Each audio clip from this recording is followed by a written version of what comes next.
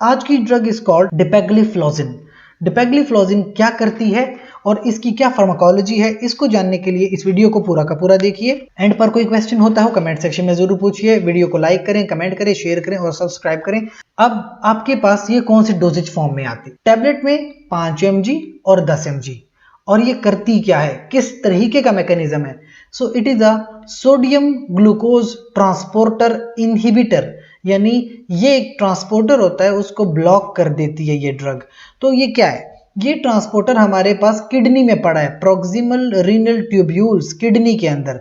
Kidney क्या करती है, जब आपके पास खून फिल्टर होता है ना, तो किडनी उस खून में से जो ग्लूकोज होता है उसको वापस ब्लड में ट्रांसपोर्ट कर देता है फ्रॉम द किडनी। आपकी ड्रग क्या करेगी? आपकी ड्रग जो है वो क्या करती है, इस ट्रांसपोर्टर को ब्लॉक करती है ताकि ग्लूकोज आपके पास ब्लड में फिर से एब्जॉर्ब ना हो। So inhibitors will reduce the glucose reabsorption. इस तरह आपके ब्लड ग्लूकोज लेवल को कंट्रोल किया जाता है। अब आपने ब्लड ग्लूकोज लेवल क्यों कंट्रोल करना है? तो एक बीमारी है diabetes mellitus.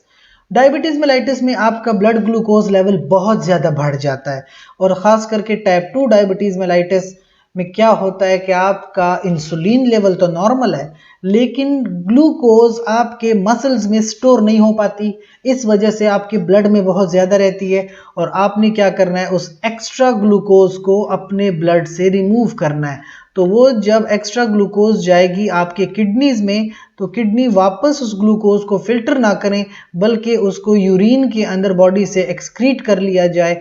So that is your drug, जो कि रीएब्जॉर्प्शन को ब्लॉक कर देती है फ्रॉम द किडनीज। तो आपके पास ग्लूकोज रीएब्जॉर्ब नहीं होता। सो आपके पास डोजेज है 5 mg पर ओरल आप डोज लेते हैं, खास करके आप सुबह के वक्त ये डोज ले लेते हैं, और इवन आप ये डोज बढ़ा सकते हैं, 10 mg तक भी कर सकते हैं पर डे। पेशेंट पे डिपेंड करता है कि उसका ग्लाइसेमिक कंट्रोल किस लेवल का है।